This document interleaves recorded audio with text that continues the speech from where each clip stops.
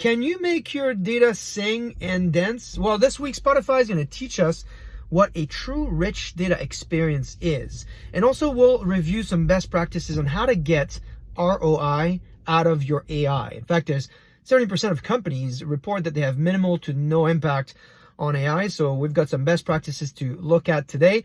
Welcome to another top 5 AI data and analytics post of the week, where I give you the rundown of this week's most popular posts and I filter for you what is hot and what is not in the world of data. As always, remember that if you click on the link down below, it can take you to my blog with all the resources and the links I'm referring to, as well as a deck that has nice visuals that you can use and share with your friends. So don't be shy, go to the blog, let me know what you think, and more importantly, continue to do what you've been doing all week, which is sharing, commenting, letting me know how you feel about some of the posts that we look at and share throughout the week, so we can use and learn from each other in the world of data analytics. Okay, let's start with the first topic, which is those rich data experiences. So if you're a Spotify subscriber, you receive this week a link to the analysis of your listening habits throughout the year.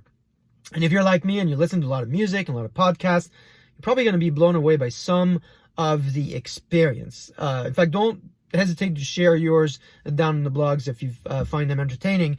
But I think it just points out to the fact that, again, just like they did last year, Spotify completely nailed this concept of rich data experiences. And it's teaching us a thing or two, actually probably even 5 things that I'm going to break down for you here on what it means to make your data sing and dance, or whatever analogy you want to use as it relates to music. The first one is Spotify really showed us that they understand that their nirvana in analytics is telling someone something that they don't know, and it gets even better if it's that something is about themselves. So when I looked at my summary, it was really quite amazing, the ability to have to personalize insights to my use, and there was quite a few surprises there that I was not aware of over the 365 days in my year.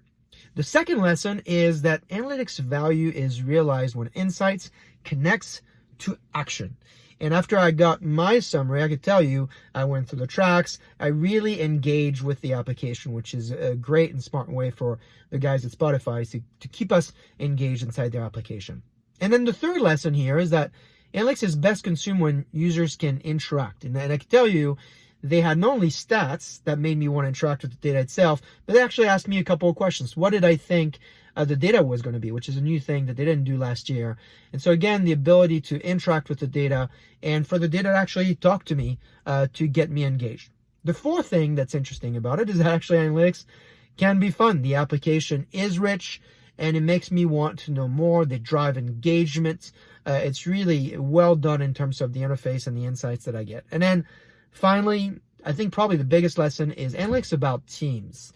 And the team that has put this together not only has done a great job with this application, but they've also done a great job sharing the best practices on how they built applications like this on their blog, their Medium blog called the Spotify Insights blog. There really is some great posts out there. My favorite one, I think, is how we structure insights for speed. Or there's another one here that's called It's Okay to Be Human in a Machine Learned World. So anyway, kudos to Peter and Paul and Sarah and Ni and Sari and Ching and Romain for the amazing work, and more importantly for the great analytics lesson you just gave us here, and you made it fun.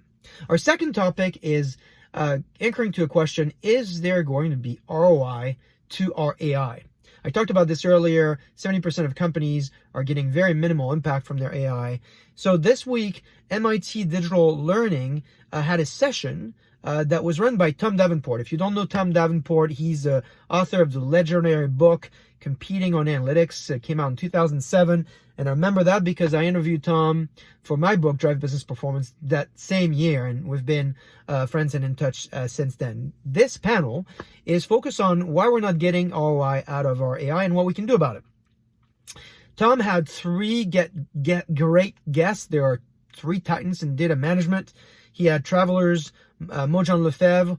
He had Anthem's Chief Data Officer, Rajiv Rananki, and you also had Genpact's data leader, Vikram Mahidar. And the session is 90 minutes, but luckily for you, I went through it and I chapterized it all for you. So all you got to do is go through my blog and click through the chapters and get to the most salient points of the session.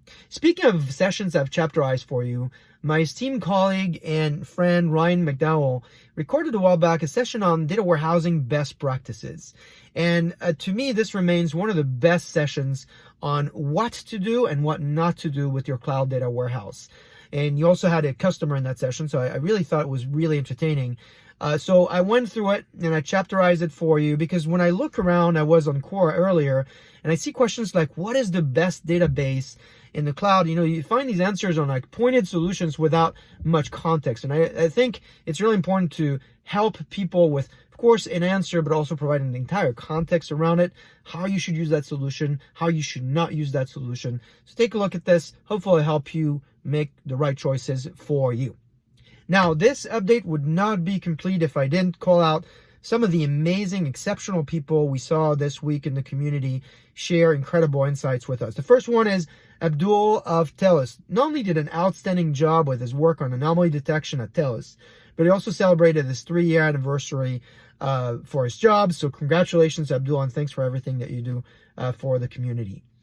MLB Robert Koretsky and New York Times Edward Pedaggio, who did a great session on what it takes to modernize in the cloud for data analytics. Did a great session with my teammate Chad Jennings. Take a look at it. Very natural, conversational, and you'll learn a lot from it too. And hopefully you can connect with them. And then finally, Michael, who nominated a public data set this week.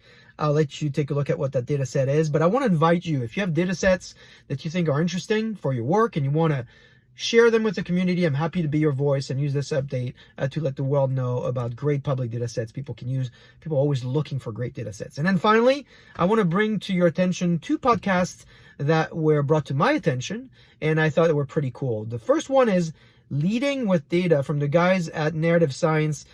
This one was about what makes people smarter, and I thought it was entertaining, funny. It talked about recommendation engines and how we make decisions. And then the second one that I thought was interesting and certainly makes you think is this new podcast called No Stupid Questions. It's with 2 people you must know, Angela Duckworth, she's the author of Grit, and Stephen Demner, who is the co-author of Freakonomics. And you can listen to them while you walk around this week, or take your dog out, or go for a jog. They're both very entertaining. They're fairly short, and they have one thing in common. And the one thing that they have in common is more data, more better. I'll let you pick which one you will listen to, but I found them to be very entertaining, and I learned a lot from them. That's it for this week. As usual, you'll find a lot more of my links and explanations in my blog, in the link down below. Don't be shy. Be sure to comment, share, tag people, and make sure that we use this update as a way for all of us to learn, stay engaged, stay connected, be data driven. Have a great week, and I will see you next week.